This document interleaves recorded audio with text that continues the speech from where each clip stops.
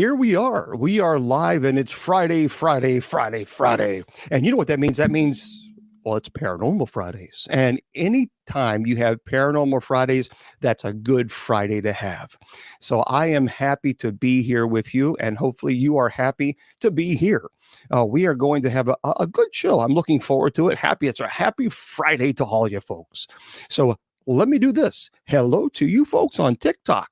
And hello to you on Spreaker, even though you can't see me. And hello to you on Facebook, YouTube, and Twitter. And, of course, our dear friends, we have to tell you, I want you to make sure you go to this website because they're the ones who produce the show. And I love them.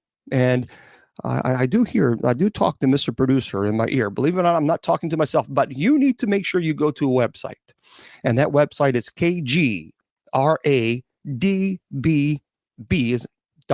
So again, KGRAD as in dog, B as in bicycle.com. Go there and subscribe.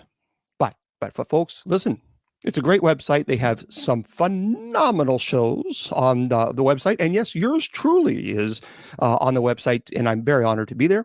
But make sure that you put Bishop as your promo code. Very important because you want to get 30% off. Folks, if you can get a discount, take advantage of it. So KGRADB.com and put Bishop as the promo code. They have some great shows there. And if you're like me, sometimes when I get bored or when I do have some free time, which is rare, but when I do, I like to watch shows that are solid, that has the good information, not the same recycled stuff, because that gets boring. After a while, it's like, okay, we've heard it. We've been there. We bought the t-shirt. Let's move on. But that's why I like KGRADB because they have a diverse group of people there from all walks of life.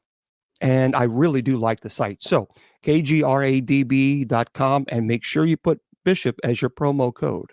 Don't forget that. Also, I want to invite you, please, to go to my website, Bishop James Long, LONG.com, BishopJamesLong.com. And make sure you put Bishop as the promo code. And we certainly would appreciate, not Bishop as a promo code. That's KGRDB. I'm telling you, it's been one of those days. BishopJamesLong.com. Just check it out. And of course, if you want to go to the church's website, usocc.org. And finally, the last announcement we're going to make, we do have night prayer, Monday through Friday. So we'll be there tonight at 10 p.m. Eastern Standard Time. We invite you to attend night prayer. And night prayer is Spreaker.com/show/night prayer. Night prayer is all one word, but pretty simple. And we're there Monday through Friday at 10 p.m. Eastern Standard Time. And we would love to have you there. YouTube Live isn't on right now. Oh, it's not? Well, it's showing it's airing right now. So I don't know. I don't know if YouTube is down. Is Carrie saying Bishop YouTube Live isn't on right now? Is YouTube down? Is YouTube Live down? I wonder if it is. I don't know. But it's showing that it's a check mark. So, I am on. Well, yeah. So, Carrie, I'm not really for sure. Oh, it just popped on. It's technology. It's one of those things. So, again, you can check that out. BishopJamesLong.com. Thank you very much, folks. BishopJamesLong.com. And there you go. Yeah. So, yeah, Mr. Producer said it looks good on our end. So there we go. And we're going to kind of go from there. I'm going to get to your questions and your paranormal questions. Make sure you tell all your friends and family, hey, come on over. Let's have a paranormal conversation. We're going to have a good time. We're going to talk about demonology. We're going to talk about the paranormal. We'll talk about ghost adventure. We'll talk about what you want to talk about. And we have a lot to cover tonight. We'll get to your questions. But usually on the first hour, I like to talk about a particular topic that I want to share with you that I found that is really interesting. And so tonight, we're going to talk about some myths. I'm not for sure, Carrie. You might be going onto the wrong site. I just simply don't know. Some myths in the paranormal. And I think there's a really, really misconception there as far as what certain people believe in the paranormal, what is true and what is not true. We also will have some show ideas that I'm going to be eventually talking about in the future. And I've talked about some of these already in the past, but we have a lot of new viewers. We are going to be having a show on sleep paralysis. I will be doing a presentation on the incubus and succubus, as well as a show on the history of the devil, where people have been asking me to do a near-death experience presentation again. So we will do that. We'll talk about modern-day miracles. And then there is another topic that I will be presenting to you, which a buddy of mine said, hey, what about these? What about this topic? And well, we talked about it, and we're going to be discussing fairies, trolls, and elementals. And then the next thing that I have on the agenda, this is not today, obviously, but because we wouldn't have time to do this, but we're going to talk about time traveling. And I think that's going to be a really, really cool topic. And another topic that we'll be discussing in the future is remote viewing. And so, well, we have a lot of topics that we're going to be discussing in the future. And well, Bigfoot, we have done Bigfoot, and I think we'll do why don't we do? I'll put Bigfoot on the list down, for a little bit further, because we just recently did it, and we're also going to be doing alien abduction and alien abduction stories. So we have so much that we're going to be covering, and I'm looking forward to it, and hopefully you are as well. And you are going to go bye-bye because I don't like your name and I don't like you. All right. Sorry, I had to block somebody on TikTok. Coming in and just being really disrespectful. But that's, I was talking to Mr. Producer earlier about this. It is so sad. It really is. It is so sad that you have people trolling clergy on a Friday night. And I'm thinking, dude, you have nothing better to do than to troll clergy talking about the paranormal on a Friday night? That's your excitement for a Friday night? And I thought I lived a boring life. But anyway, that's okay. Some people just do that. Yeah. It is. It's true. So, the Bell Witch is interesting. Tennessee Wrath. The Bell. Certainly, I've never been to the Bell Witch, but I have always wanted to go. And I do know a friend of mine, Willie Windwalker Gibson. He's a shaman, and he did go to the Bell Witch. And he's absolutely convinced there's something there. He's absolutely convinced. Matter of fact, he was on that television show. They did a documentary, I think, or a show called The Bell Witch, I think. And he was there, and he did a Native American ceremony. But he was convinced. He's absolutely convinced there's something there. So I don't know. I've never been, and but maybe one day I will. That would be a cool trip, but it's definitely on my bucket list. I have a lot of places that I want to go to that's on my bucket list. Unfortunately, I just don't have a whole lot of time to do it. I wish I did. So for those of you who are on TikTok, I want to say hello to you and thank you for being here. Moderators, thank you for being here. And for those of you on Spreaker and Facebook, YouTube, Twitter, again, thank you all for being here. I appreciate every single one of you. I am going to... on Mondays, I like to really do movie reviews. Miss Wilma likes to do movie reviews as well. So perhaps maybe we'll do occasional movie reviews on Fridays, paranormal reviews, maybe shows that I've seen that I'm like, hey, look, you got to check this out. I have not. Here's the problem with movies. And before we get into our paranormal myths for the day, that's the topic we're going to talk about this hour. People ask me all the time, have I watched this movie or that movie? And the answer is no. Very few. I don't watch a whole lot of paranormal movies or demon movies because, quite honestly, a lot of them are junk. And I can't turn the analytical, I guess, section of my brain off. So when I watch a movie and it has something to do with demons and it's so stupid, I mean, so utterly ridiculous, I can't. It distracts me. I'm thinking, I cannot possibly sit here and watch this garbage. And then people actually believe the stuff that they're watching and saying, oh my gosh, this must be true because I've seen it on a movie. So for me, it drives me nuts. It drives me absolutely nuts. And well, hello there, Natasha from the UK, and hi to all of you guys. So I don't know. I'm not.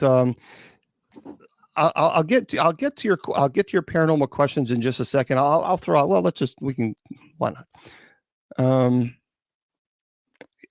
The prophetic dreams. Someone's asking me, what about my thoughts on prophetic dreams? I am noticing a lot now, especially on social media. A lot of people are going on social media saying that they're getting all these prophetic dreams, and then they're going on social media telling people that they know when the end of the world's coming. That seems to be a real serious issue.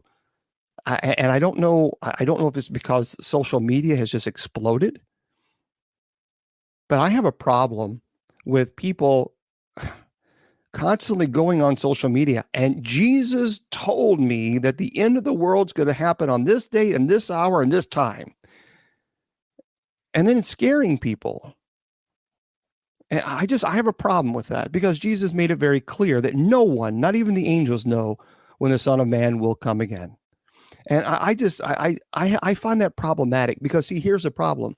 When they tell you that God told them in a dream, and then you challenge that, then they say, well, you're challenging God? You don't believe in God then? No, I don't. I just don't believe in you. I just don't believe in your dream. Because Jesus then contradicts himself. According to you, you're telling me that you had a dream, a prophetic dream, when the end of the world's going to come, and Jesus told you when it's going to come, but yet Jesus said, no one knows, not even the angels above in heaven. But now all of a sudden, now you know, of all the billions and billions of people on the earth, you know you're the one that knows. I think that's a little bit of narcissistic personality disorder going on there. So to me, that's just my opinion. I have a problem with that. I have a problem with people using the end of the world theories and telling people that they know when it's going to happen. Well, I don't agree with that. I just simply don't. Nobody knows. No one knows. And Jesus made it very, very clear. Nobody knows. But it seems, and here's another interesting little thing. Again, I forgot who it was, but recently there was maybe a year or two ago, some clergy, some pastor saying, "Well, I figured it out. It's numerology, and I've debunked, or not, I've decoded the Bible, and now I know the date and hour of when the end of the world's going to happen, and all this other stuff." And the website still asks for donations. Okay. If the end of the world's going to come in a few days, then why are you asking people to buy your book? I mean, folks, by the time they get the book, the end of the world's going to happen. So they're not going to be able to read the book, right? I mean, it just things like that. If you think about it, that's why it doesn't make sense. They still sell their books, though, don't they? They still sell their books. They still ask for donations. But if the end of the world is going to happen, then what's the point? I don't get it. So, yes, it's selling. It's just, to me, it's just a big money making scheme, and it's happening far too much, far too often. And then when it doesn't happen, when these people who say, "I've figured it out, I've decoded the Bible," and then the date comes and goes, and then they create another date. Well, I made a mistake with the period. Oh, I see. Okay, with the decimal, it's not this date. It's this month and this year. So then they just push it up a little bit, so they can sell more stuff. Again, I don't buy it, and I don't fall for it. I just don't, and neither should you. And I'm not trying to impugn people's dreams or their personal religious beliefs. If that's what they believe, fine. I'm not trying to disrespect their belief, but don't shove that belief on other people. And then when it doesn't come true, then try to switch the tone and the dates and say, well, Jesus came and he changed his mind. Because I've heard someone say that. I've heard someone say that. They went on social media, they gave a date, an hour, and everything, and people were thinking, oh my gosh, this might happen. This might happen. It didn't happen, and then they went right back on social media about a week later. I figured it out, and I missed the decimal, and it's not this date. And of course, it was like a year later. Plenty of time for them to sell more stuff and to ask for more money. So there you go. I just don't agree with it.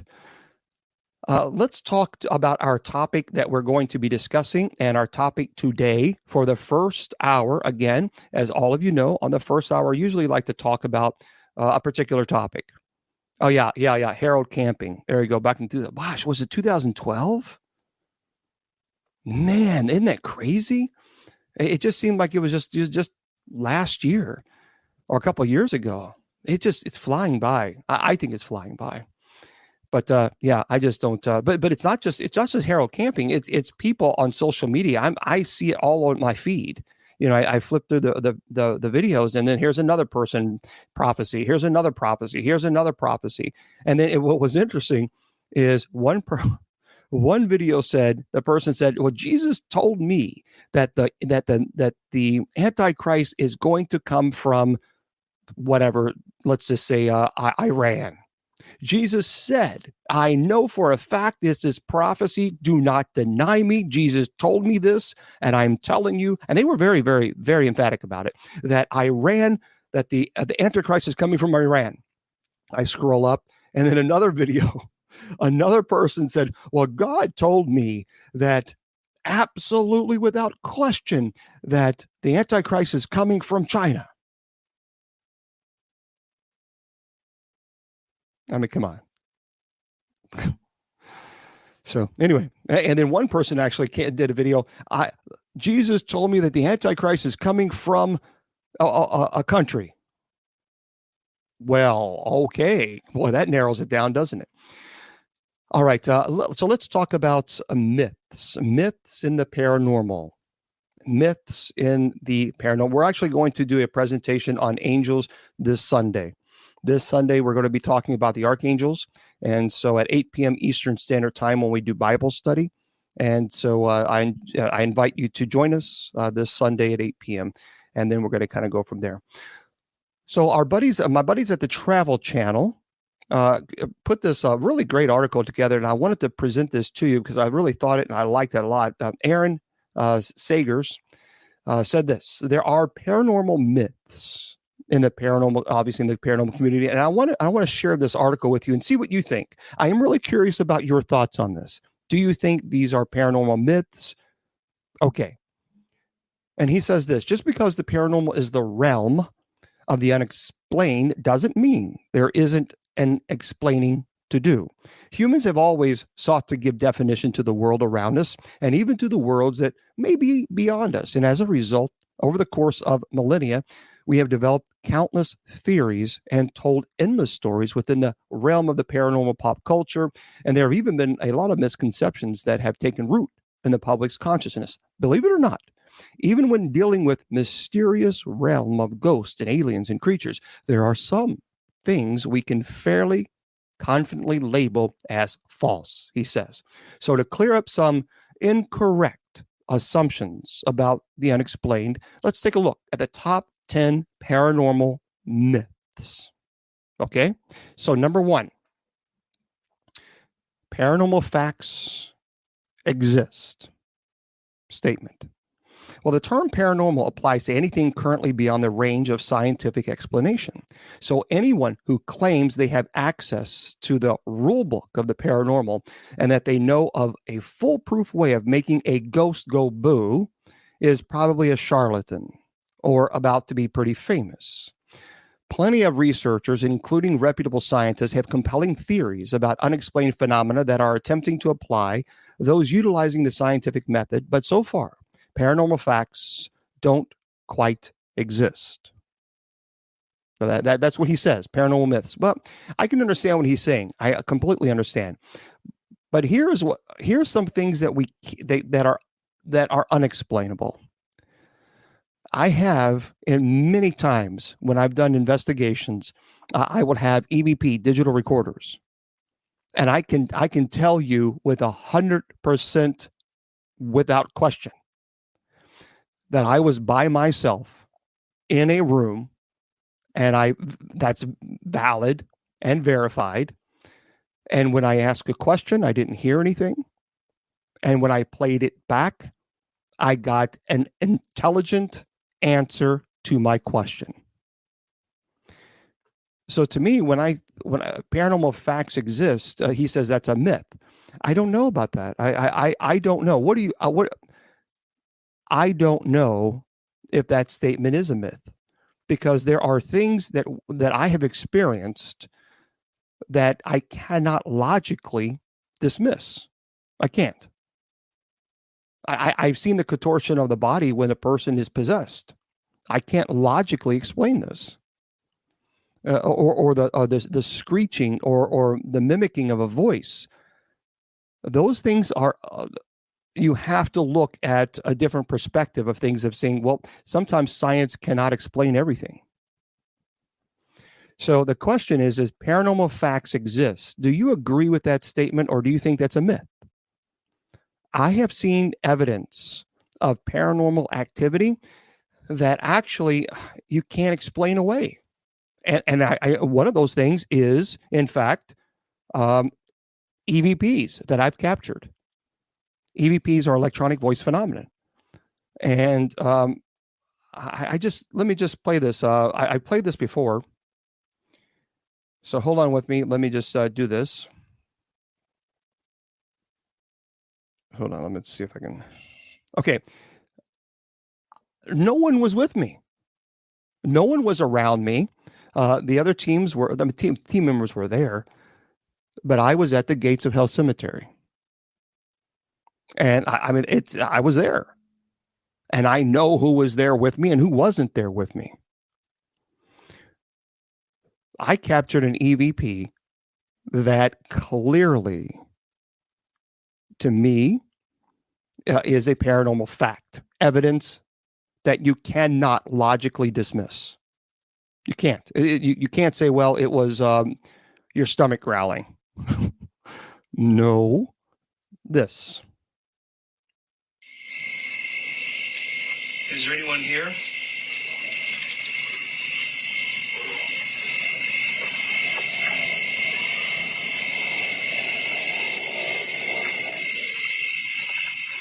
Are you friendly?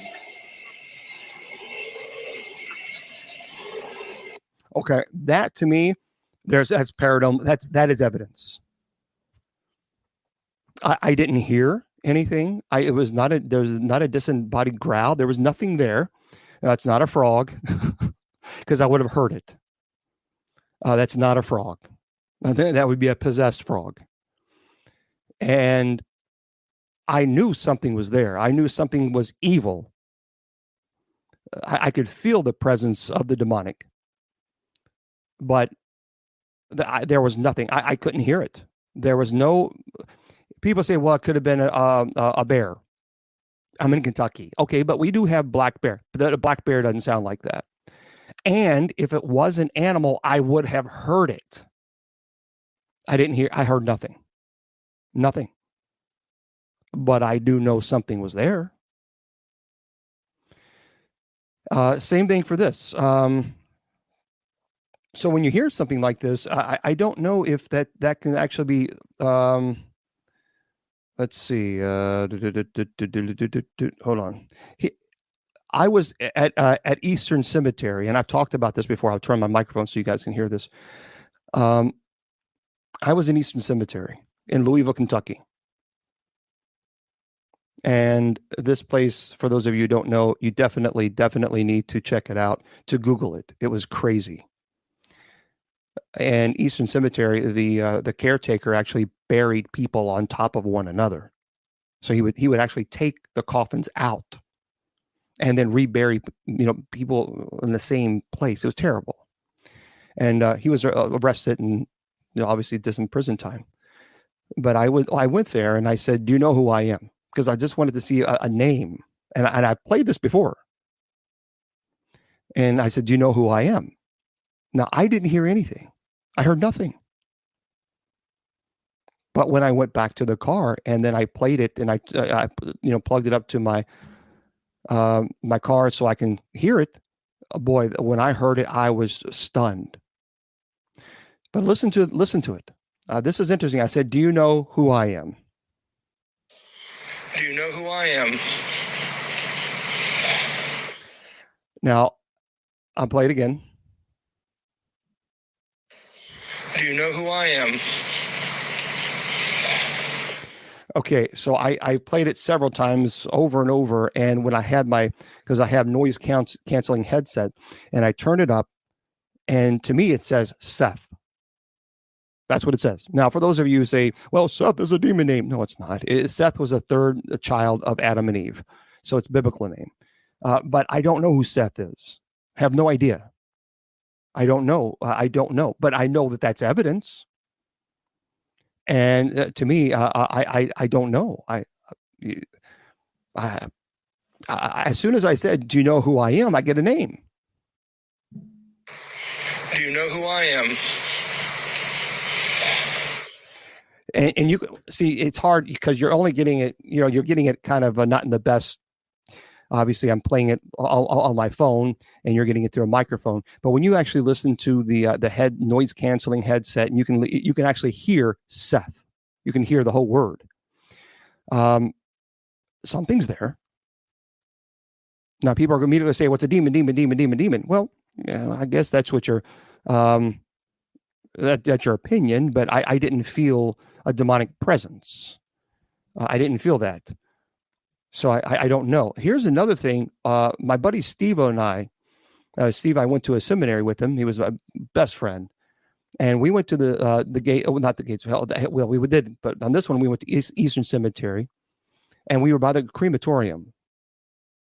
And this was around midnight.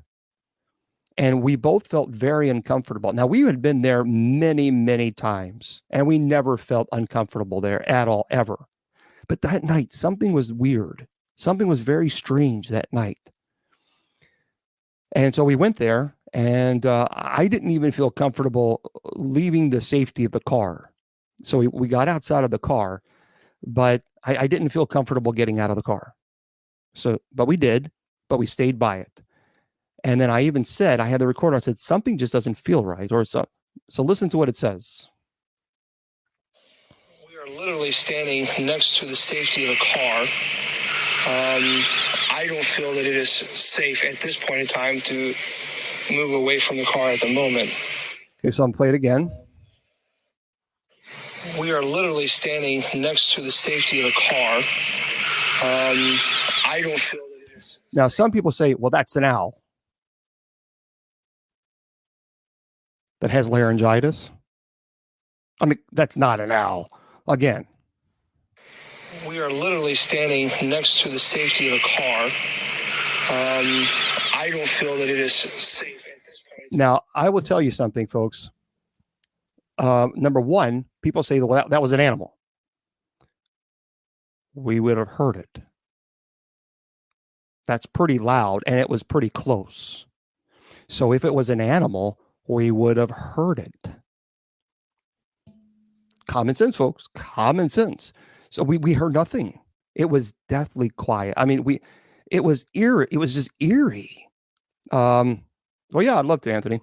It was just very strange. That night, like I said, we'd been there many, many times. And the reason is we were there is because the caretaker actually, again, what he would do is he would dig up the graves. He would throw the bodies in the coffins in a ravine. He would resell coffins, or sometimes he would just bury people on top of one another. If you just Google it, Google Eastern Cemetery. So the families were asking me to go there, and because a lot of people were going there doing things they shouldn't have done. And so they asked me to go and bless a grave or try to kind of get people out of there. That's what we did. We were there. But that night, something wasn't right. And Steve, my buddy Steve-O and I, we would go there all the time. And it felt like walking in the park. It was very quiet, very calm. But that night, something was wrong. And again, we we are literally standing next to the safety of the car.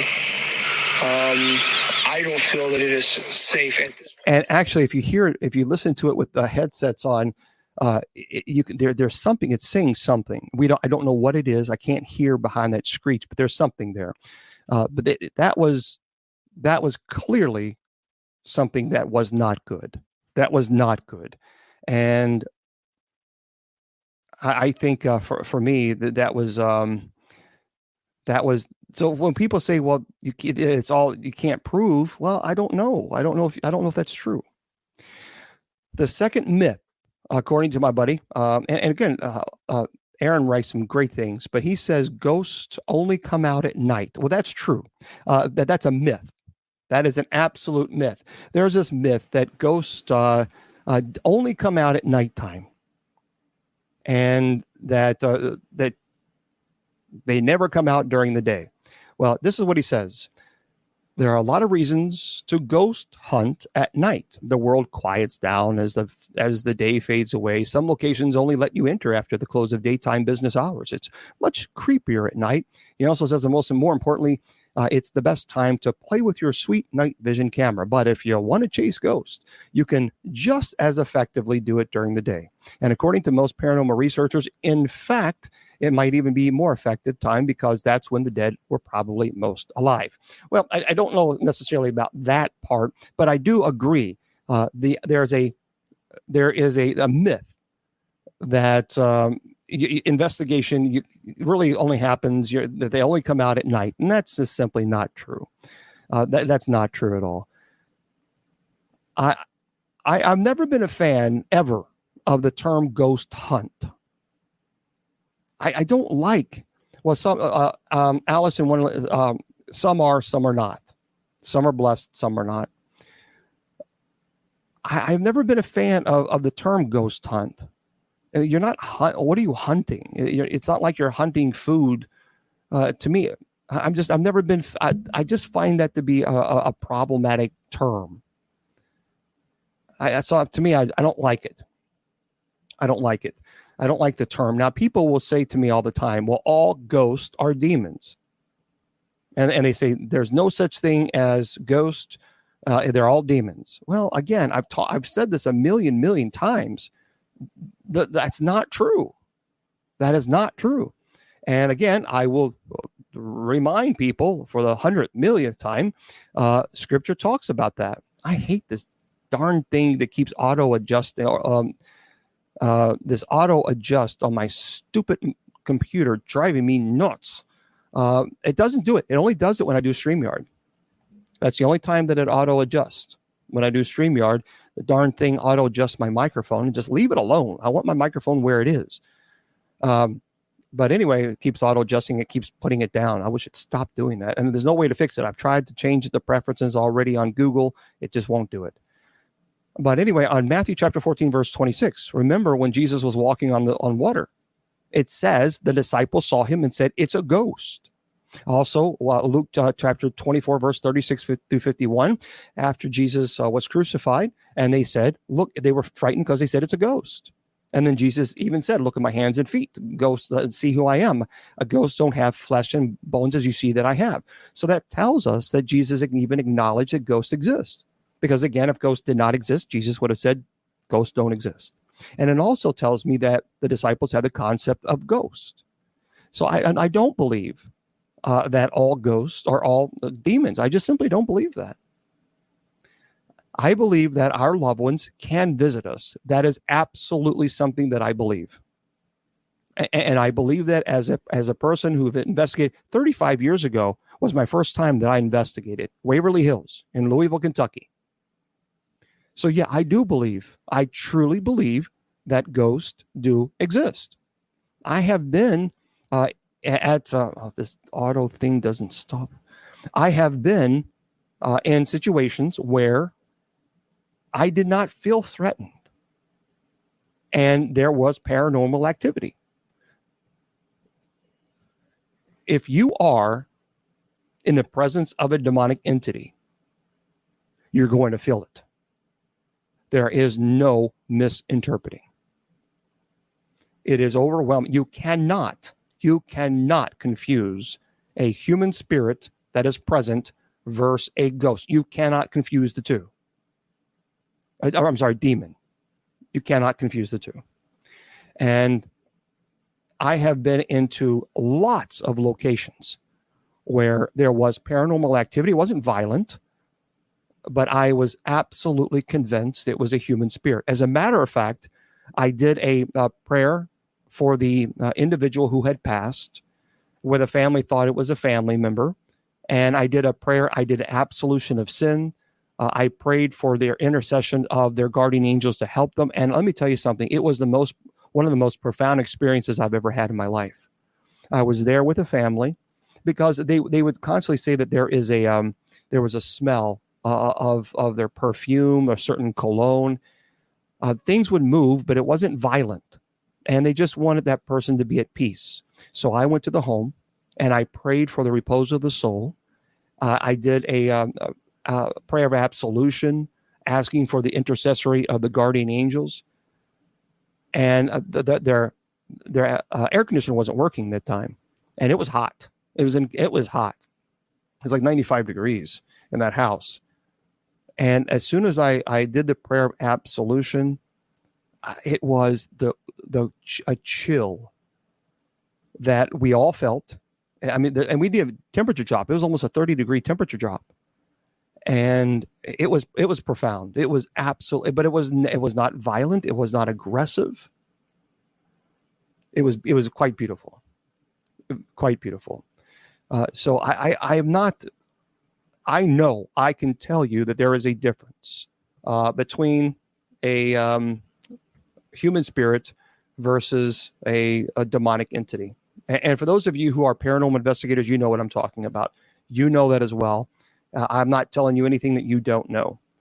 And because, again, if you've done this before, you absolutely know without question that it is true. So that's it.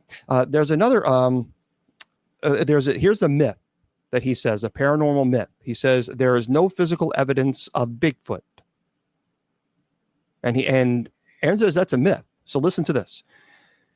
He says, while there have not been any bodies found, a lot of people tell me, because I say, yeah, I do believe in Bigfoot.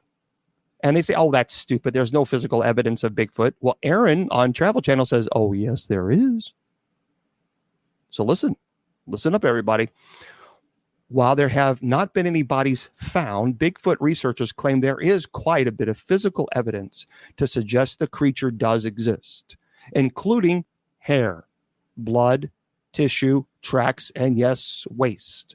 There's also a growing community of scientists who believe in Sasquatch, including, by the way, for those of you who want to say, well, the scientists don't believe in it. Oh, that's not true. Dr. Jane Goodall. Dr. Jane Goodall is a world-renowned primatologist. And Dr. Jeffrey Meldrum of Idaho State University, among others. Eric Altman of the Pennsylvania Bigfoot Society stresses that as far as the lack of physical remains, like a dead Sasquatch, fossilization requires a very specific conditions, and Mother Nature has an effective system of breaking down animal remains in about 10 days. So a freshly dead specimen of the already rare creature would be very hard to find. But Dr. Jane Goodall, who is a world-renowned primatologist, has said that she does, in fact, believe that there is a Bigfoot, that Bigfoot could exist. And yeah, Anthony, that's what I'm saying. These are myths. So he's presenting myths. So on this article, I'm not saying this is what I believe. I do believe in Bigfoot. What the author of this article is saying, he's presenting myths that people say. And so people will say, well, there's no physical evidence of Bigfoot. And Aaron's saying, yes, that's a myth, because yes, there is. We do have documentation. There's something going on. There is something going on. There's far too many people, far too many credible people who have seen this creature. I don't know what it is, but I do know that far too many people who've seen it. Here's another myth. And this is what Aaron, again, on the Travel Channel said this is a myth. He said, people say any old buildings are haunted. Well, that's a myth. That's simply not true. So he says that the decrepit ancient Victorian mansion with broken windows, creaky floorboards, and moldy furniture may be the best haunted house in Hollywood, but it's not where ghosts necessarily hang out. Beyond just old houses, researchers claim to have found paranormal evidence in jails, asylums, hospitals, hotels, museums, battleships, cruise liners, cars, roads, forests. New locations can also be haunted, as can the ground where a new building is established. There doesn't necessarily have to be a death on the property either. It's widely accepted within the paranormal community that objects and people themselves can be the focus of a haunting. So that is a myth. There's a belief that every old building is haunted. And that's not true. That is not true at all. It just simply isn't. So I agree with Aaron on this at all, 100%. Here's another myth, and he says this. This is a myth. America's paranormal fascination is new.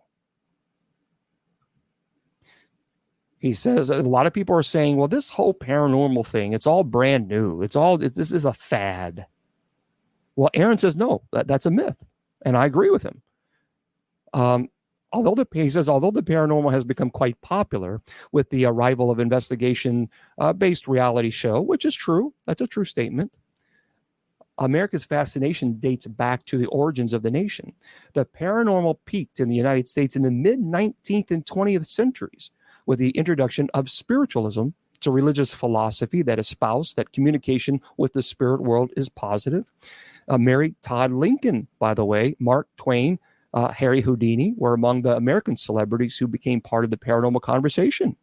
And the public gathered in homes and auditoriums to connect with dead in seances. So beyond ghosts, future President Teddy Roosevelt wrote of a frontiersman encounter with a Bigfoot-like creature in 1893. And other Sasquatch stories would periodically make their way into the news long before the Battle of Los Angeles in 1942 or the Roswell incident in 1947. Airships were reported in the skies above America. And newspaperman S.E. Hayden wrote about the crash of such a ship in Aurora, Texas in 1897, about 6 years before the Wright brothers' first flight. Did you know that? That's pretty cool. So the idea that the paranormal is a brand new thing in America and it's a fad, that's not right. That's incorrect. So I agree with Aaron 100% on this. That is a myth, without question. We'll keep watching on the ring house so big doesn't feel threatening. Yeah, it's interesting. Kane is saying, Bishop, there's an orb we keep watching on the house ring cameras, and so big, doesn't feel threatening at all, doesn't bother us, but we constantly see it on all the cameras. Orbs are in the paranormal community, for the most part. Many paranormal teams dismiss orbs as dust particles or bugs. Now, I will say that most of the time, that's correct. You can debunk orbs as dust particles or bugs. But there have been cases where these orbs actually have a weird flight pattern that doesn't coincide with that of a bug. And so there are sometimes, there have been cases actually, there was when I went to investigation at an old home, and someone snapped a photo while an investigator was walking down, and there was an orb right there by the person's foot, and the person actually tripped at that moment. So is it a coincidence? I don't know. I mean, when you capture the evidence there and the person falls down, it was interesting. It was interesting. So here's another myth, and I'll get your questions in a minute. I promise. I just like to do this first. Here's a myth. Aaron says this is a myth. He said, many people say aliens are little green men in flying saucers. Aaron says that's not right. Actually, the most popular aliens are little gray men, according to believers. And in America, the grays is what they're called, are archetypes when discussing alien encounters, and were supposedly found in the Roswell incident. So the creatures supposedly have large, black, buggy eyes and a slit for a mouth on their oversized noggin. However, aggressive reptilians and blonde-haired Nordic humanoids have also been reported as eyewitnesses, along with dozens of other alien species. Now, as for the flying saucer part, ufologists claim that we should add flying crescents, cigar-shaped crafts, triangular ships, and a U-shaped craft to the classic flying saucer motive. I agree. So for those of you who are offering gifts on TikTok, I appreciate that. That's very, very kind of you. Thank you for helping with the ministry. You can also go to bishopjameslong.com, scroll down to ministry expenses, and you can also donate there as well. So that's greatly appreciated. I do believe in alien life. Yes, I truly do. First of all, I saw something that I can't explain in the sky. And as a matter of fact, it was interesting. I think it was like 15 years ago. I had an online radio show, and this was so profound. As a matter of fact, I was called. Someone who knew me said, Bishop, you need to go outside and check this out. And this was in Louisville. And I walked outside, and I saw it. I saw it with my own eyes, and I couldn't believe it. It was red. It was quite large, and it was like spitting out red sparks. And as a matter of fact, here's what's really interesting, and you can Google this. The Louisville Metro Police Department dispatched their helicopter, and there was a show. I forgot what show it was, but they actually interviewed the police officers who were in the helicopter, and they went on camera and said, I can't explain what this thing was, but they saw it. They couldn't keep up with it. But they saw it, and they saw it spitting out the thing, but they had no idea what it was. So to me, that was very, very interesting when I saw that. Very, very interesting. And but I saw it. As a matter of fact, it was so profound. We immediately went on a show and did our show, and we did a special because we weren't really scheduled for that hour.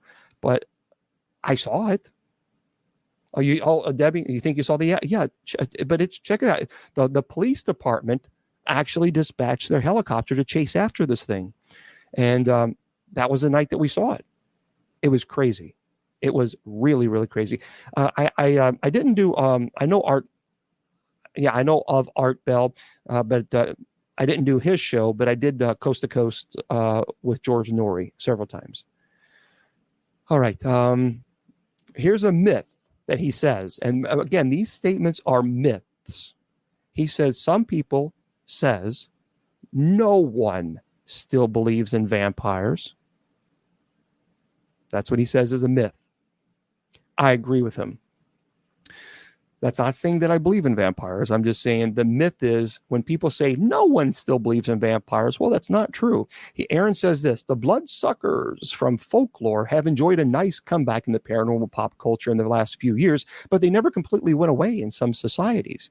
Because he says recently, Indian politicians, listen to this, placed a $2,000 bounty on vampires sucking the blood from villagers' cattle in the town of Dharampuri in Nadu, which called to mind the 2004 exhumation and subsequent staking of a corpse in Romania. The supernatural ghouls may not resemble the sexy beasts of Twilight and True Blood, but they are still very much alive or undead in various parts of the world, even within the United States. There are subcultures of individuals who believe they are among a class of vampires, with especially active groups in New Orleans and New York City. So I agree. That's a myth. If anyone ever says to you, well, no one still believes in vampires, well, yeah, they do. There's a lot of people that truly believe vampires exist. Okay. I have never met who I would define as a vampire. I've been in the paranormal field for 35 years. I have met people who claimed to be a vampire. But can I validate their claim? No. That would be like me saying I'm a vampire. Well, how do you validate that? How do you verify that? You know what I mean? How are you able people and here's a new term now called the psychic vampire. So a lot of people are using that. A lot of people are saying, well, I'm a psychic vampire. Well, but how do you validate that? A psychic vampire, for those of you who don't know, are people who feed off the energy of others. Okay, but again, Anybody can say that. Anybody, I can say that I'm a werewolf. But how do you validate? You know what I mean? That's my problem. That's my issue with that. I get people truly believe it, but you can't validate it. So I don't know. And John for Freedom says all my exes. Okay, so bear with me. On the top of the hour, I'll get your questions. I promise you. I promise you. Yeah, see, energy vampire. That Robert's the psychic vampires is what they call them. But I mean, I could grow long fingernails, and I could go buy the fake fangs. I could have the eyeliners, but does that make me a true vampire? Does that make me somebody who's playing golf? I don't know. I truly would love to meet a legitimate vampire. Legitimate. And I'm not talking about somebody who goes around and says, oh, yes, I'm feeding off your energy. How do you prove that? And so far, I've not met one. And I've been in the paranormal field now for 35 years. So that there you go. Okay. This is a myth. Now, Aaron says this is a myth. Modern zombies are supernatural. Aaron says that's a myth. The term zombie has actually been in use for well over a century, and before 1968 applied to seemingly soulless slaves created by Haitian voodoo magic. After 1968, when George A. Romero's Night of the Living Dead was released, the term was forever changed. Modern zombies are the result of an unexplained contagion, but are not supernatural. Now, according to zombie expert, yep, folks, there are zombie experts, Matt Mock of the Zombie Research Society, the modern zombie is a relentlessly aggressive, reanimated human corpse driven by a biological infection. So supernatural vampires, mummies, Nordic are all revenants need not apply for brunch with this bunch. So apparently, Zombie Research Society exists, and they say no, it's not supernatural, that it can be explained because of a biological infection. There are people who are absolutely convinced, without question, that there will be a zombie apocalypse. I mean, these people are, look, I'm telling you, they are as convinced that there's a zombie apocalypse that's going to happen as I know that possession exists. I don't know. Christopher says the genetic engineers say there's no way to stop a reanimated dead, so we can't stop the decaying. Yeah, I mean, right. I mean, the television show, I forgot what it's called, something dead. But you're not going to find, I don't think you're going to find skeletons stand up and walking around. I mean, so I don't know if that. But anyway, here's another myth. Skeptics and believers don't get along. That's not true. I have lots of friends that are believers and skeptics at the same time. I'm a believer and skeptic. And he says, there are usually many skeptics involved in the paranormal community, and they are normally welcomed by investigative groups. Yep. When the two groups operate together, the skeptics can assist in disproving misidentified phenomenon. If something cannot be disproven, it then leads believers closer to a possibly legitimate experience. I agree with this. You need to have a skeptic on your team. You have to. And I will tell you this. I'm one of the biggest skeptics when it comes to paranormal activity. Those of you who watch my, if I do duets or stitches on TikTok, I tried to debunk every single video. Not because I'm trying to be mean. It's because I'm trying to explain it logically.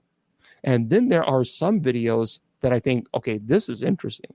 This is really cool. For me as an investigator, so I always go into cases with a skeptical mind, always. But I also know that the demons exist. So, okay. And then finally, the last myth that he says is the paranormal is bad for business. I don't agree. I think I agree with Aaron. That's a myth. That is a big myth. He says, even if the phenomenon is unexplained, the business world is a big believer in the paranormal. The paranormal tourism, where travelers spend vacation money on pilgrimages to genre conventions, famous hotspots, is actively industry. Instead of shying away from a paranormal reputation, locations are embracing it. Every city now seems to have a few ghost tour operations, while haunted house attractions and vampire balls abound, and entire towns in America are defined by their paranormal personalities. The Roswell UFO Festival attracts droves of alien enthusiasts to New Mexico and every July. Meanwhile, Point Pleasant, West Virginia belongs to the Mothman. Salem, Massachusetts has a tourism industry focused on the infamous witch trials. Zombie walks, runs, and obstacle courses, along with proms and protests and pub crawls, are weekly occurrences in the cities across America. Yeah, so if anybody says the paranormal is bad for business, I definitely agree with that statement. No. There's a lot of, when it comes to the paranormal, it's big business, big business. And it is. I mean, it's the people make a lot of people make a living off of it. And they some people make a great living off of it. And I've had my criticism. My critics say, well, you're doing this just to get famous. You're doing this whole demonology just so that for fame and fortune. Okay. The whole purpose of being famous is to make money, to generate income. That's the point of being famous. You're selling something. Either you're an actor or you're a singer or you're selling something. But I don't make any money off this. So how the fortune part, I have a master's of business. That seems to be a problem because I'm not applying the business aspect of it because I'm not making any money. I lose money every month on it. So the fame doesn't make sense. So that's kind of stupid. That whole argument is obviously an argument from ignorance. I've never charged. In the 20 years that I've been active in this ministry, not once have I charged. Not once. And I have investigated thousands of locations through the years. I performed 30 exorcisms on people who are validly possessed. And never once did I ever charge. Never will. So that's the thing. It's the whole idea that if I'm doing it for fame and fortune, then I'm not doing a very good job of it because I'm not doing. Yeah. Anyway, kind of dumb, but it's okay. You're right. If you did try to make it to the fortune and out of it, you wouldn't have to ask for help. That's right. And actually, I didn't used to ask for help. I only started that about 10 years ago. Because I was putting myself in financial suicide. I truly was. I was spending so much of my money going to people's homes and putting on credit cards and putting all that stress on my shoulders. And I said, I can't do this. I can't keep doing this. And I shouldn't be expected to. Every clergy member in every denomination gets paid. Roman Catholic, Orthodox, Presbyterian, Protestant, Lutheran, they all get paid. Every single one of them. So when they go do an exorcism, or bless a home, they're still getting paid for it. They're still getting a salary. Well, we don't get paid. We don't get a salary. So the idea somehow that we're supposed to magically come up with all this money to go to people's homes, I think it's irresponsible for anybody to expect that. And I think it's ridiculous to expect it because we haven't won the lottery. So traveling to all these different locations, traveling into Florida and Hawaii or California and all these locations and spending money to rent cars, on flights, on hotels, people just somehow think that I must have won the lottery. No, I haven't. And because we don't receive a salary, that's why 10 years ago I decided I've got to have some type of store. I've got to. And for those of you, I do have a store. Sure I do. And it generates between $150 and $200 a month. Well, each case could cost $1,200 to $1,500. So do the math. I'm not a mathematician, but if the case costs $1,500 and you generate even $200, you still have to come up with $1,300 to help the family. It's not that hard to figure out, folks. So that's why we try it offsets some of the costs, but not even close to the cost. So I teach online English, and that's how I pay for my bills, because I've still got bills to pay. And then anything that I have extra, I put into the ministry, and I pay for renting a car and going to someone's home and staying at the hotel. That's how I do it. That's how I've been doing it now for the past 20 years. So there. And you're right. And Shannon said, like Shannon said, cases can go on for a while. I mean, I could be there for a week. Now, if you've stayed at a hotel for a week, even at $100 a night, you're not staying at a 5-star hotel. I don't want to stay with bed bugs, but you're not staying at a 5-star hotel, and that's fine. I don't need a 5-star hotel. But if you're staying there for a week, that's $700 plus just for the hotel. Just for the hotel. In many cases, many times I'm there for at least 3 to 5 days. 3 days minimum. Well, that's well over $300. And then you have the rental car or flight. So I like I said, I didn't used to have a store, but then I said, I can't do this. I can't do this anymore. I cannot put myself in financial suicide and be somehow expected for people to think that I have Santa Claus that I can go call and say, hey, Santa Claus, can you help? Well, Santa Claus doesn't help.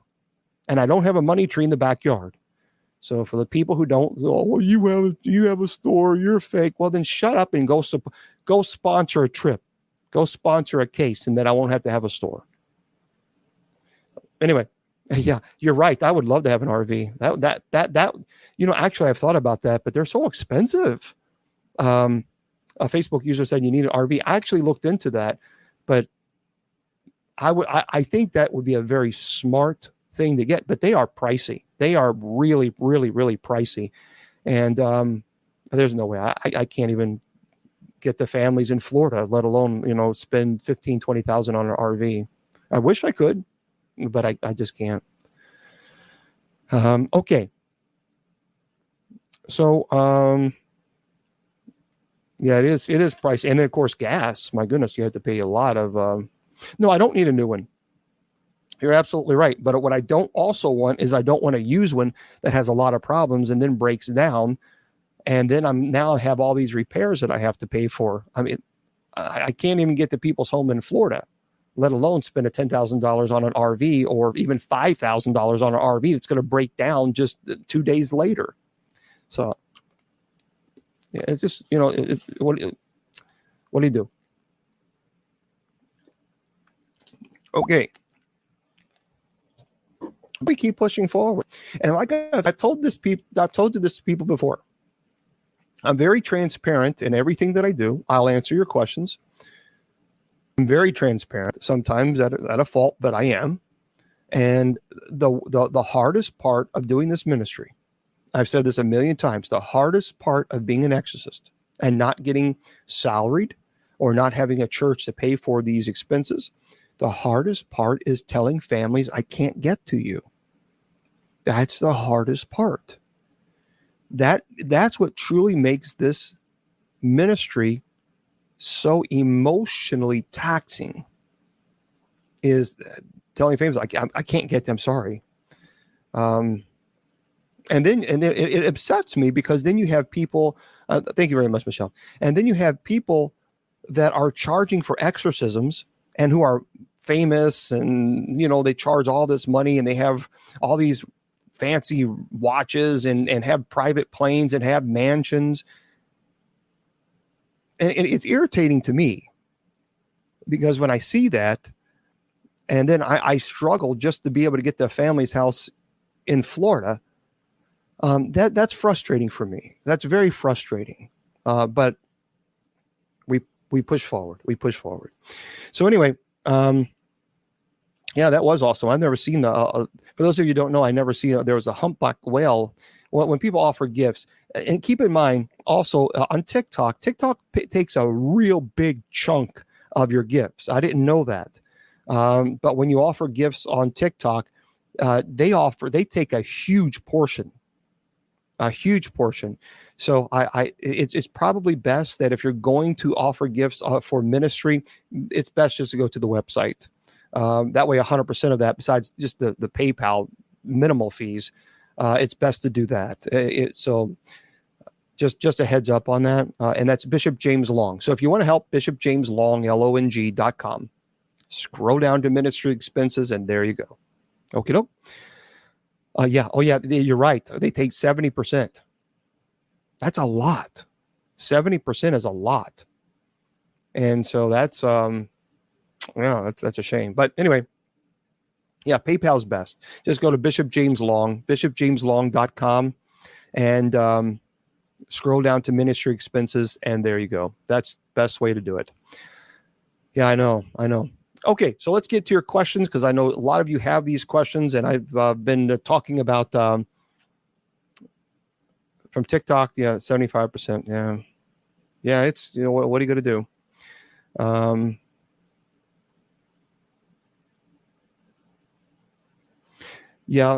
Someone said wait till the IRS kicks in next year and gets something. What's going on? Oh, absolutely. And see, that's the great thing about doing ministry is I go through H&R Block. I don't know anything about taxes, and I don't want to know anything about taxes because it's too difficult, and taxes stress me out. So what I do at the end of the year, I print everything, all donations on PayPal, everything, which doesn't, usually $2,400 or so, and then I show the expenses of all the expenses of going to cases and all this other stuff, and it's always negative. But at least my agent has it. And I have everything spilled. I am meticulous when it comes, and you have to be, and you should be. And so anybody who's doing ministry, always make sure that I personally, I like H&R Block. That's my preference. I'm not being promoted by them, but that's my preference. They've always done very well for me, and I've always been treated incredibly respectful. And so that's what I do. Okay.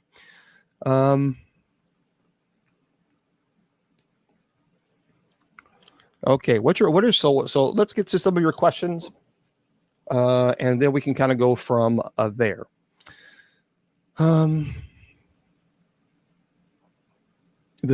St. Michael respond to SOS. I always pray to St. Michael, always. And I tell people all the time to reach out to St. Michael. And the St. Michael prayer, St. Michael, the archangel, defend us in battle, be our protection against the malice and snares of the devil. May God rebuke him, we humbly pray. And do thou, O Prince of the heavenly host, by the power of God, thrust into hell Satan and all evil spirits who wander the world seeking the ruin of souls. That prayer, I have it to memory, and I always encourage you to pray it, always. Call upon St. Michael, and call upon St. Michael often. Yeah, I have Cash App. It's $1. I don't know much. I'm not very good at all this stuff, but I think it's $ Bishop James Long, I think. So, yep. We are, well, Brian, the United States Old Catholic Church, we are ecumenical to a point. Obviously, we don't identify as liberal. I think we're moderate. We're Catholic. We're a small sacramental faith Catholic community, and that is who we are. And we have 7 sacraments. We celebrate all 7 sacraments. We have apostolic succession to Peter. I have a 121-page document that shows my apostolic succession. So for us, we respect people's rights to believe in what they wish. We are ecumenical as long as they're Catholic. I have lost weight. I'm continuing to lose weight, and there we go. And so I walk about 5 miles a day, or at least I try to. And so there,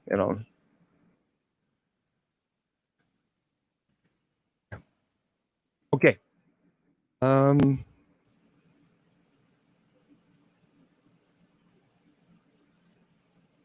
Well, thank you very much, Maria. I try. I try.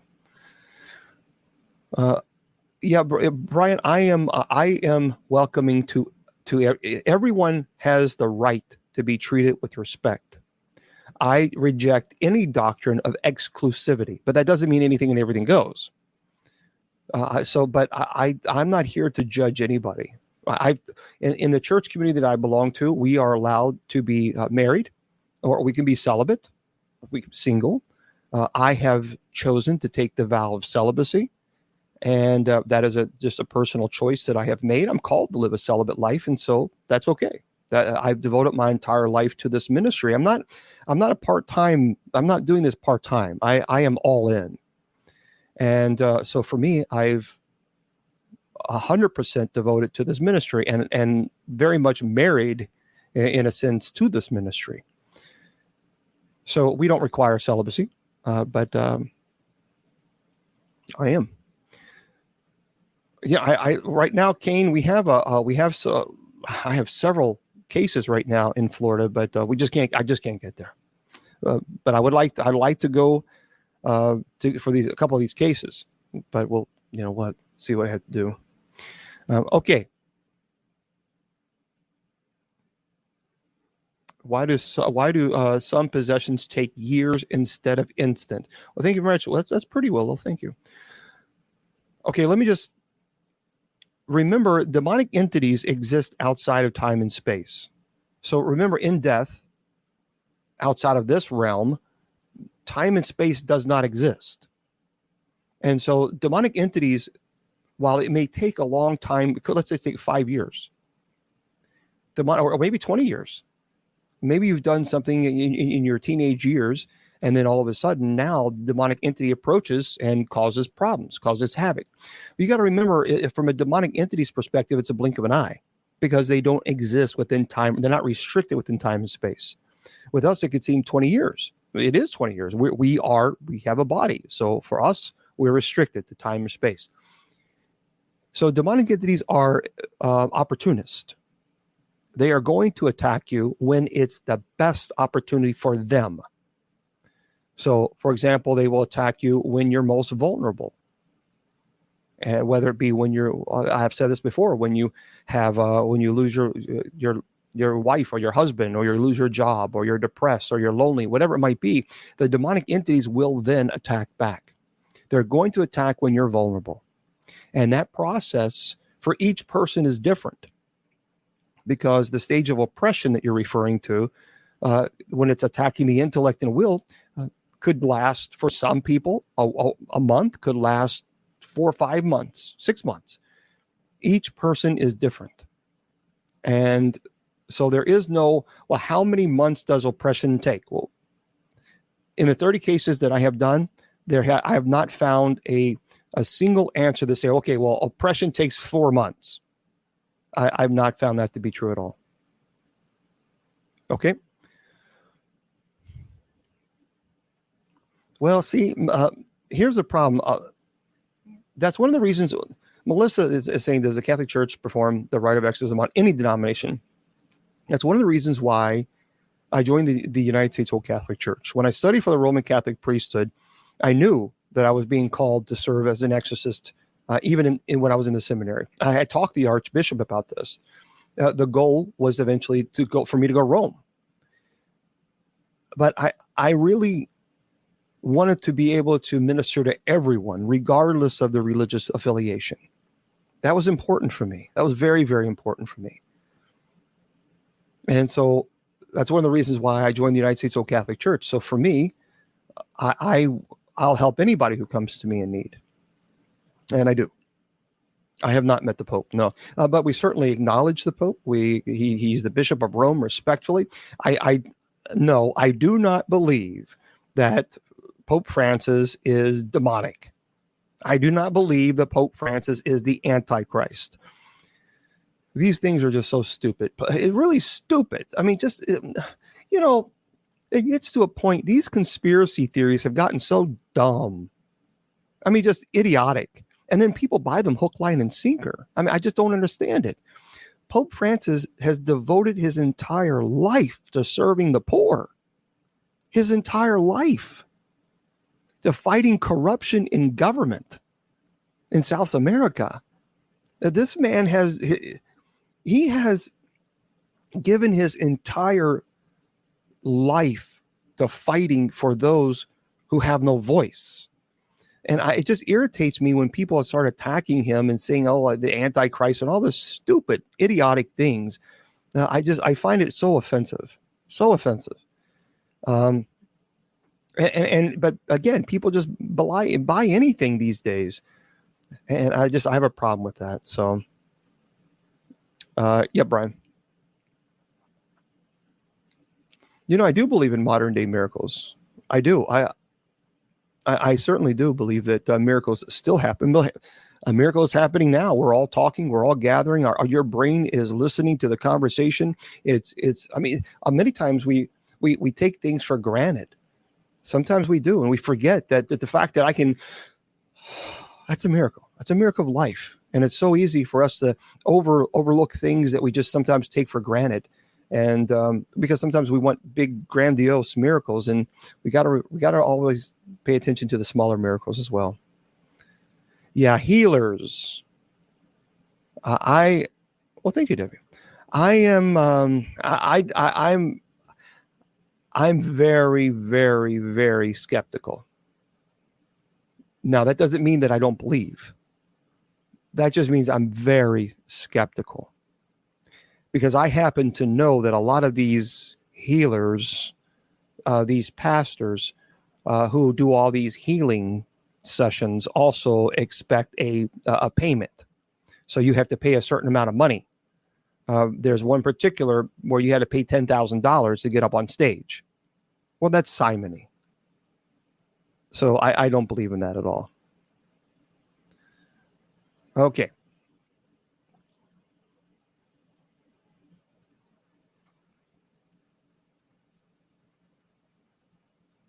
Yeah, I don't like the deliverance thing. Okay, deliverance. I have a problem, and I made a video on this on the other day on TikTok. I have a very serious problem with people, pastors, who are performing exorcisms on individuals, or even deliverances, and they are not requiring a psychological evaluation. I have a problem with that. I have a very serious problem with that. I've said this a million times. You perform an exorcism on someone and you do not have a psychological evaluation. If the person has dissociative identity disorder, you can create another personality. If they are paranoid schizophrenic, you can put them in a manic state. It is feeding into the psychosis. And I think that's an abomination. That's wrong on all levels. And I find it appalling.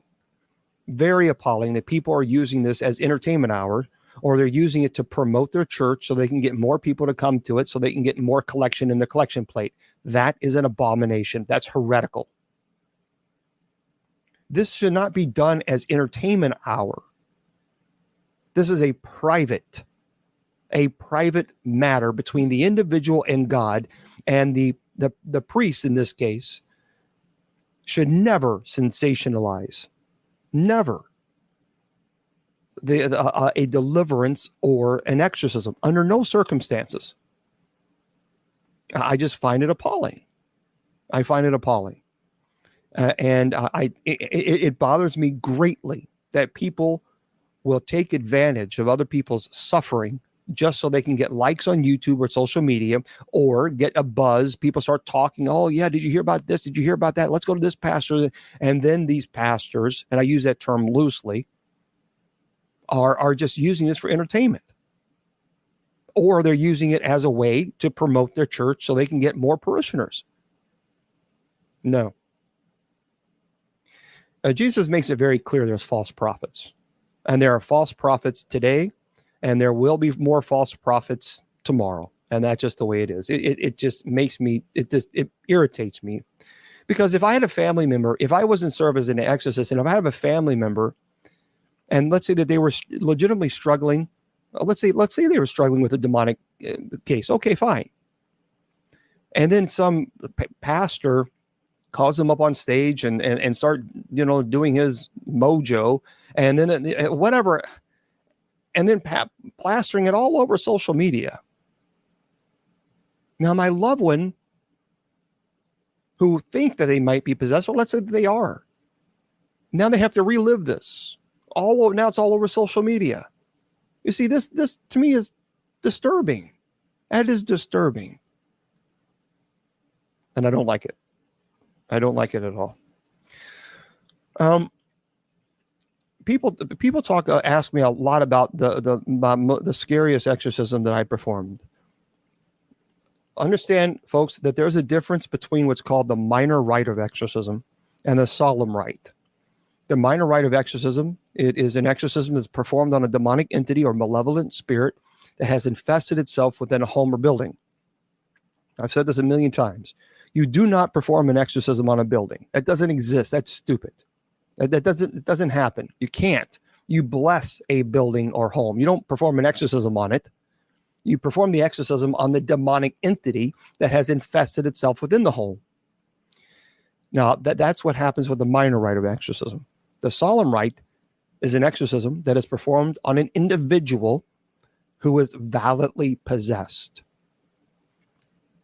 So I have had quite a few minor rite exorcisms that I have performed, and I have performed 30 documented solemn rite of exorcisms in 20 years. And I always tell people probably the first case was probably the worst, probably the most.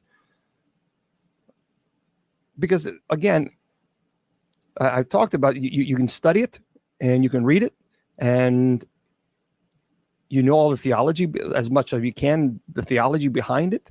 You study the rite. But when you're actually in the presence of a demonic entity, no matter how many books you read on it, when you're actually in the presence of one, the books can only prepare you. They can prepare you intellectually, and certainly even spiritually. But when you're there, you have to be immersed in it, and it is a life-changing event. A life-changing event. And people would say, "Well, how do you know that it's not a mental illness?" Okay, no. Alice in Wonderland, Bishop Long, if a person is too weak to survive an exorcism, would you give them the last rites? I would not perform an exorcism on them. No way.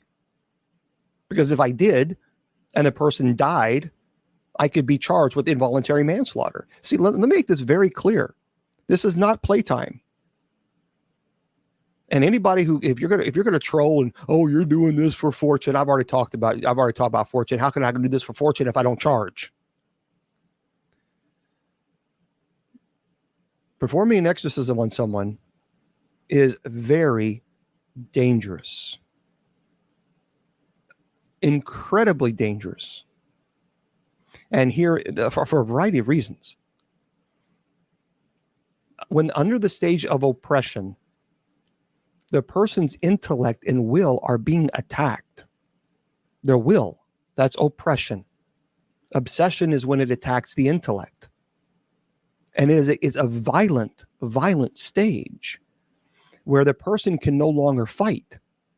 They are past exhaustion. They are autoimmune compromised. They are weak. It is a dangerous situation. The body can only sustain so much trauma. That's why when I perform an exorcism, I will have somebody who is they have to be medically trained. I am not. I don't know if the individual is going into a heart attack or stroke. I don't know. So I have to have someone there that can monitor the vitals, that tell me, hey, look, the pulse rate is whatever. We gotta stop, or their blood pressure is this. We got a problem. I'm not trained in the medical field. So, but you need to understand, anybody who's playing exorcist, if you perform an exorcism on someone who's validly, truly possessed, the body has sustained incredible trauma to get to the stage of possession. And when you're performing the exorcism, the movie The Exorcist, the pea soup, I've talked about that actually is valid. What happens is the demonic will cause the body to regurgitate violently because it doesn't want substance of life to enter. it's deteriorating. Remember, it's continuing to deteriorate the will of the body. So dehydration is a real danger. It's a real threat. Performing an exorcism, that is a valid threat. And so that's a danger. And if you don't know the signs of dehydration and you continue to perform an exorcism, the person then expires by having a stroke or heart attack. Now you have involuntary manslaughter charges being pressed against you. This is how dangerous this is. This is why I speak so seriously about this topic. This is why I get so frustrated with people running around putting a tagline of exorcist behind their name and they're running out playing exorcist because they want to be famous in the paranormal. You keep doing it. Keep doing it. And one day you're going to come across a real case of possession. And when you do, that demonic is going to eat your lunch. And don't come crying to run to Bishop Long. Oh, now what do I do? What do I do? Well, you shouldn't have done it in the first place if you weren't trained. Or God forbid, the person can go into a heart attack or stroke, and now you have involuntary manslaughter charges pressed against you. Well, if you didn't follow the protocol, you should have it.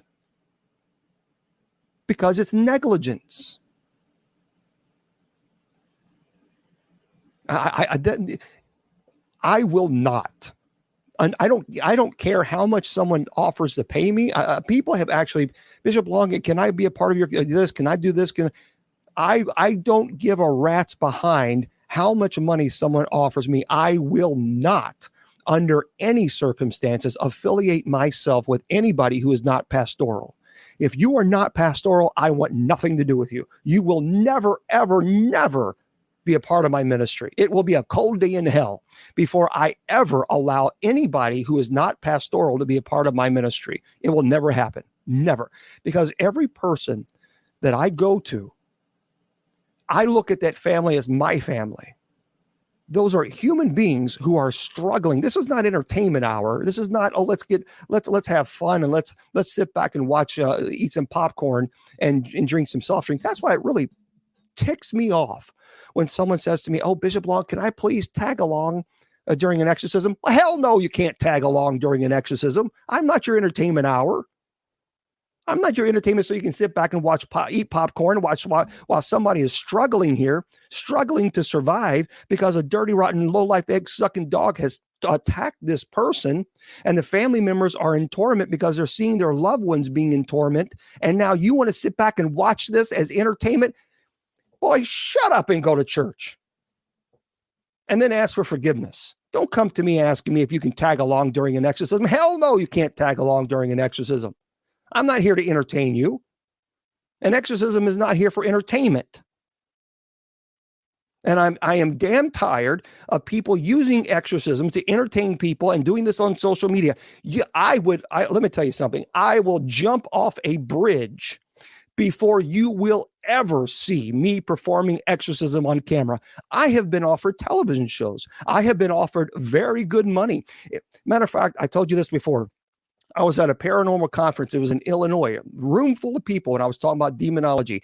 And normally I turn my phone off and I answered it, and it was a network. And I didn't know the number. I said, hello, and hello, Bishop Long, this is so-and-so for this network. And I verified the number. It was the network. And I said, oh, hold on one second. I put it on speakerphone. I put it by the microphone. This is so-and-so from this network. And we have a great show. It's been greenlit, which means it's been approved.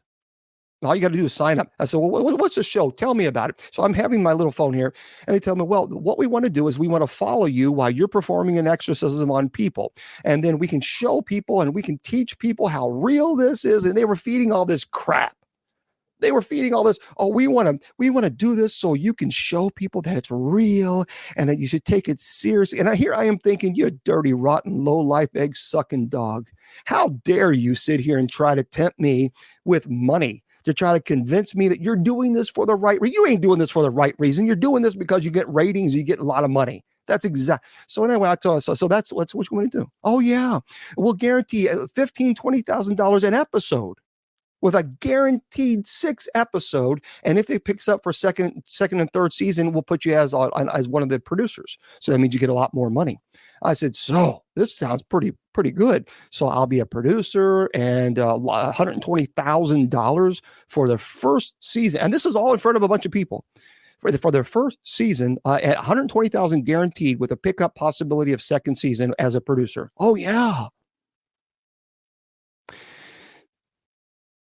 Took a breath, took a moment because I was trying to compose myself because my anger was really coming through. My face was becoming bloodshot red. I thought, okay, James, don't scream at them. Be pastoral. Don't scream. This is the teaching moment. So I said, don't you ever call me again. And if I were you, I would get yourself to a church and confess what you have just done. Because what you have done is sick. It is disgusting. And I'll pray for you. And I hung up. $120,000 guaranteed for 6 episodes. If I could just let them tag along.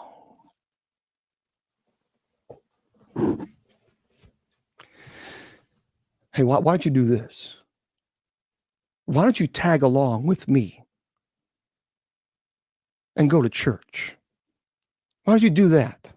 Why don't you tag along with me and go to church and pray? Oh, no, that can't do that because that's not entertainment. That's not entertainment. Oh, I see.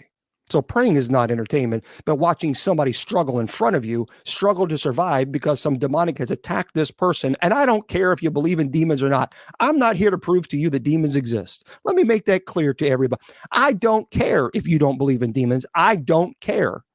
I'm not here to prove to you that demons exist. I'm here to help the families who know they do. So anybody who says, well, I don't believe it, well, go write an op-ed or something. Go tell somebody who cares. Here's a quarter. I don't care if you believe that they exist or not. I don't. But I'll tell you this, one day God, and I hope this never happens to those people. I don't believe it. Well, I hope to God this never happens to you, but I guarantee you that if it does, you will be the very first person on the phone. Where's Bishop Long? Can he come to my home? And I've had that happen to me before.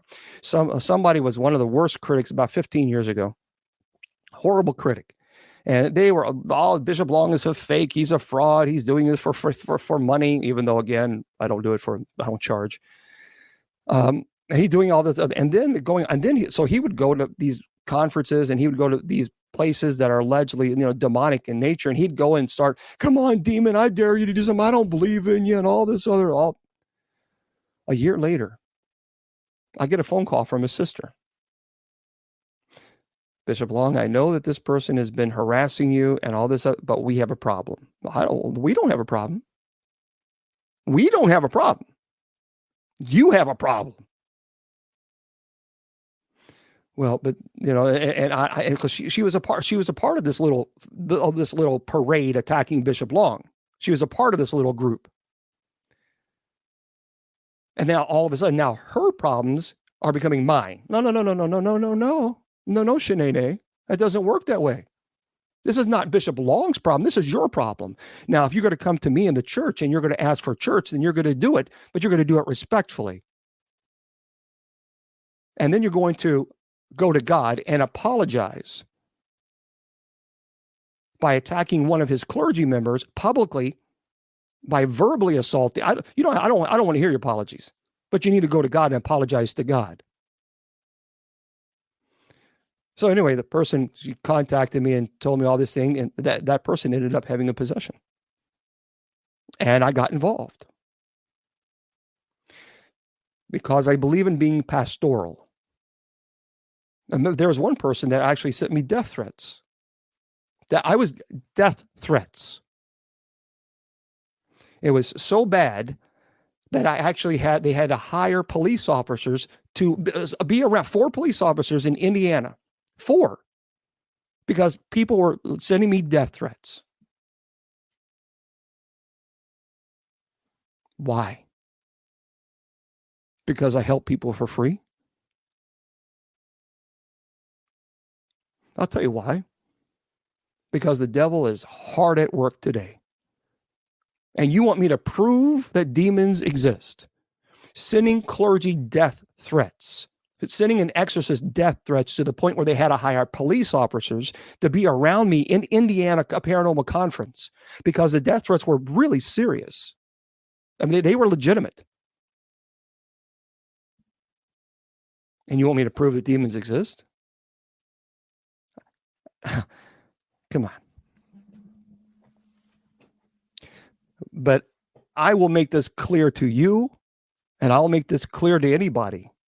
It will be a cold day in hell before I allow anybody to tag along with me during an exorcism just because you want to be entertained.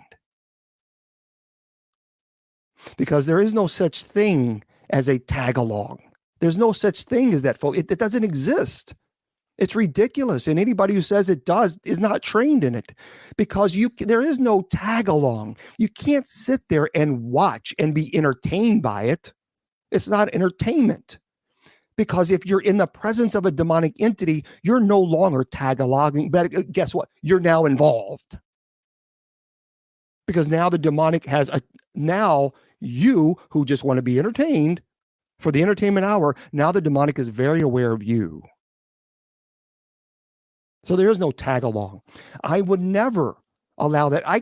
I'm worried about the person in front of me who's possessed. I don't have time to worry about a film crew behind me who's not an active in prayer, who's filming me. Now I have to watch. That's ridiculous. I'm focused on the prayer. I'm focused on on the person possessed. I don't have time worrying about people on the film crew behind me who's more focused on getting the film, getting the right angle, which I understand. That's their job. But now I've got to worry about these folks who are not actively engaged in prayer, who are a target for the demonic leaving the possessed and attacking them. You see, this is how the demonic would do. And it would disrupt the right. So no, I would never, ever allow anybody to tag along. No. I get so many people asking me. It's amazing. Is it Sean? Sean is asking, how can we protect ourselves from demons? Well, there are several things that you can do. Number one, don't do anything that's going to invite them. And I know that sounds elementary, but just don't do it. If you do this, then you can obviously be in very, very serious trouble. So don't do anything that's going to cause any type of, I'm supposed to get a reminder, but I forgot something. Don't do anything that's going to do the invitation. You can absolutely call upon St. Michael. Certainly people say, well, you don't call upon God. Hello. Obviously, you say the Our Father. You call upon St. Michael. You call upon your guardian angels. You absolutely call upon them. But here's the problem. Yeah, and the Ouija boards. Folks, listen to me. Stop playing with the damn Ouija boards, and then all hell breaks loose in your house, and then you expect me to come fix it. Stop it. Just stop. I don't care. I don't care if anybody says to you, Ouija boards, oh, it's perfectly safe. They're a liar. They're not telling you the truth. They are misleading you.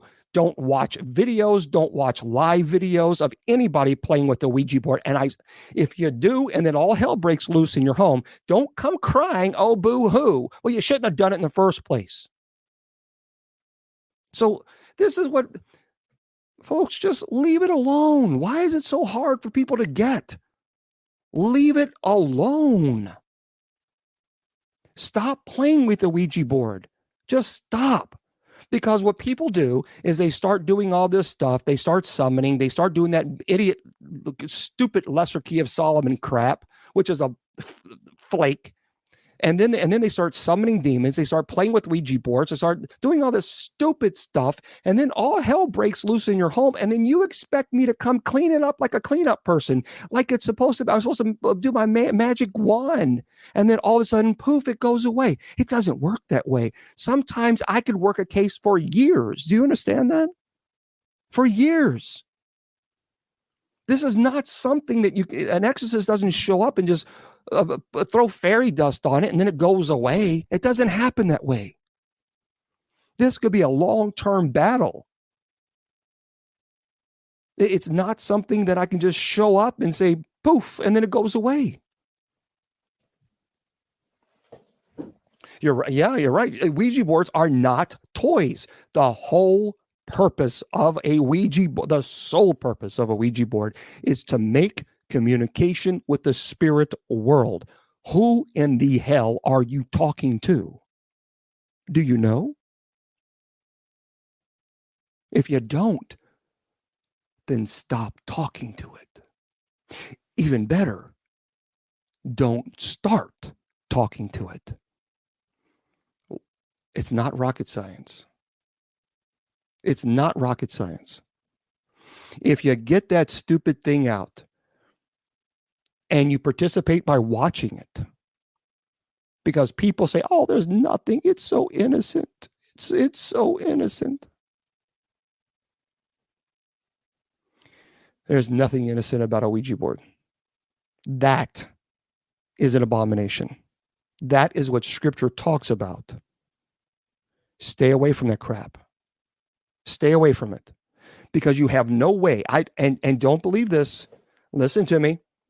Don't believe if anyone ever says to you, oh, I can funnel out the good from the bad. They're so full of it. They are so full of it because they can't prove it to you. Prove it. Prove it to me that you can funnel out the good from the bad. Prove it. Show me conclusively that you guarantee me that you can funnel out the good from the bad. And they can't. Oh, they can say, well, I'm just going to sprinkle fairy dust and say, okay, St. Michael and all this. And I'm going to put a little crystal on top of the board. Man, the hell with your crystal. That demon doesn't care about your crystal. The demon's looking at you like, oh, go ahead and put that crystal there. Go ahead and put it down. Go ahead, sister. Put that crystal there. Put that amethyst. Put all kinds of crystals you want on that board. The demons are looking at you and smiling and saying, you really are dumb, aren't you? You really are dumb. Go ahead. You put all kinds of little fairy things on top of it. That's fine. You can put. That's exactly what a demonic entity is going to make you or want you to think. I have said this for 20 years. This is nothing new. 20 years I've talked about this. And people will put all this junk all over the board thinking that they're protecting themselves. And the demon's saying, oh, we're going to have fun with this one. We're going to have a good time. We're going to have a real good time with this one. While you're, okay, now we have this little crystal on top. So the crystal will protect us.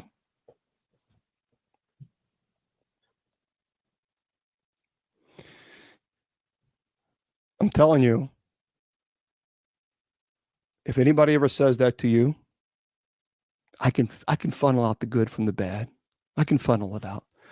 Just say, okay, and walk away. Walk away.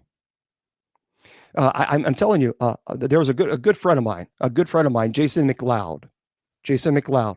I think Jason is great. As a matter of fact, he worked with the Warrens. I knew Lorraine. Lorraine was a friend of mine.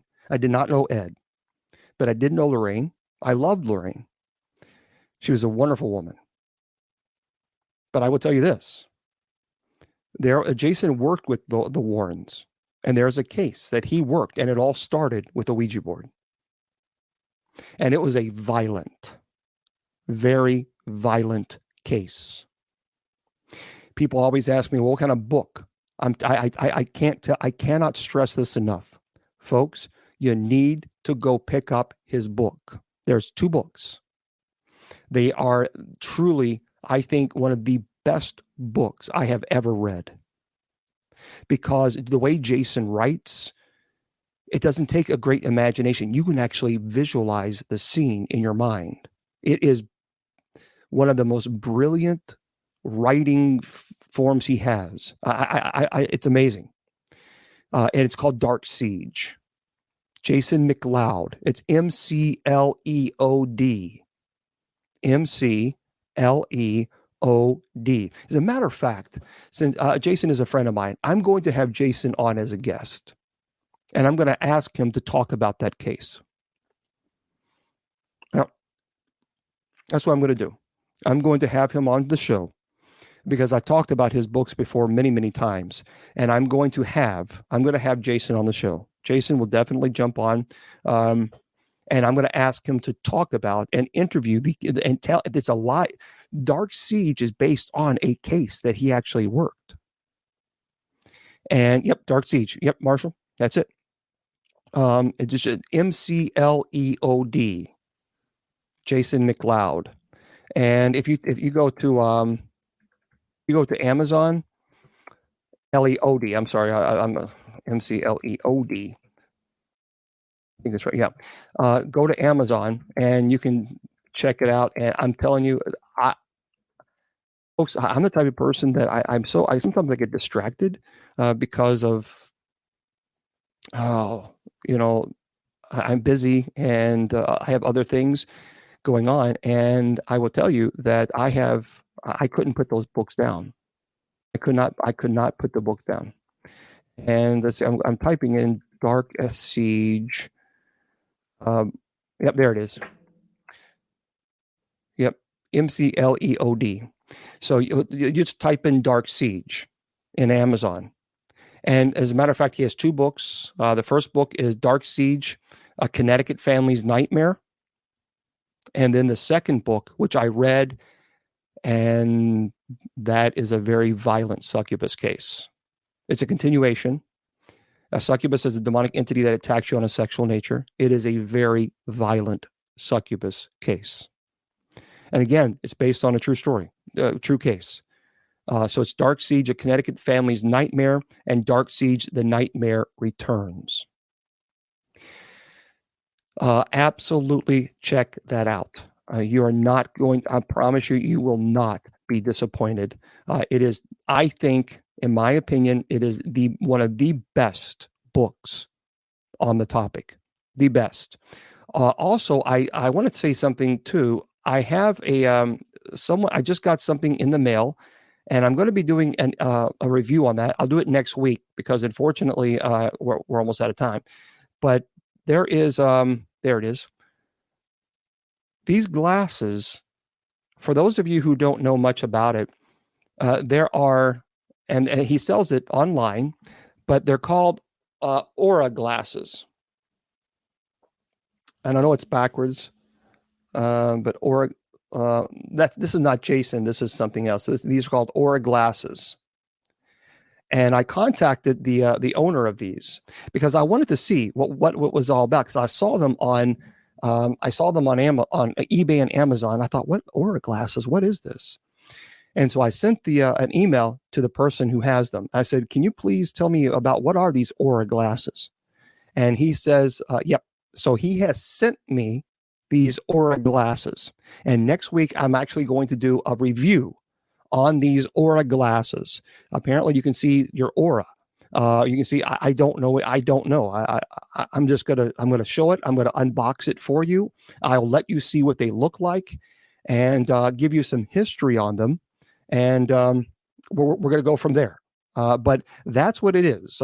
They're called Aura glasses, and they've gotten great reviews. I mean, I looked at his reviews, which is very, very interesting, and because he sold quite a few of them, and 1,244 feedback, 99.2% positive. So I don't know how they work. I don't know anything, but they see auras. That's what they are again. That's what it is. And I'll be unboxing it and showing you these products next week. So because they've really gotten popular, and a lot of people are excited about it and they want to check it out. So I'll do it, and you can kind of, thank you very much, Mr. Producer, and we'll go from there. I want to also remind everybody, reincarnation, Frosted Chill is asking reincarnation. I don't believe in reincarnation. And the problem, because here's the issue. Reincarnation takes accountability completely out of the equation. Well, here's what I mean by that. If you think about yes, it is a Mensa pill. I'm a lifetime member. Whereas reincarnation. Here's the problem with reincarnation. It takes our own free will out of the equation, meaning that the belief in reincarnation is that you reach nirvana, the highest stage of consciousness. But it also says that somehow you're going to be recycled through the system until you get it right. Well, the problem is if you don't know what you got wrong in your previous life, then you're doomed to make the same mistake. So it doesn't make a lot from a logical perspective. I don't understand it. But also, it seems to also imply that the universe somehow takes care of you. The universe does all the work, that it requires no work on your part at all. Because if you mess up this world, well, don't worry about the universe will recycle you like a washing machine into the next life until you get it right. You see, that's the problem with reincarnation. It takes our accountability for what we do and don't do on this earth, it takes it out of the equation. And it gives all responsibility. It gives all credence to the universe, that the universe does the work for you. I don't agree with that. I don't agree with that at all. Because if reincarnation exists, then there was no point of Jesus's death and resurrection, because the universe does it for you. Just look, my goal in life is to be united with God. That's my goal in life. That's what I want. And I don't believe that the universe does the work for me. No, I do the work. And that's my personal belief. So anyway, I'll be with everybody in just 1 second on TikTok. But for those of you who are, again, just joining on Bishop James Long, I invite you to go to my website, bishopjameslong.com. If you want to help the ministry, go to bishopjameslong.com. Scroll down to the bottom where it says ministry expenses. The people who I help greatly appreciate that, and so do I. For those of you who are on Spreaker, I'm going to say good night to you guys, and have a beautiful, beautiful evening for those of you who are on Spreaker. Now, for those of you on Facebook, YouTube, and Twitter, and TikTok, I'll be with you in just 1 second. Remember, I tell you always that your value does not decrease based on someone's inability or refusal to see your worth. Remember, my friends, you are priceless. Never let nobody convince you otherwise. Good night. The Sacred Division has been brought to you by Bishop Long's online paranormal course.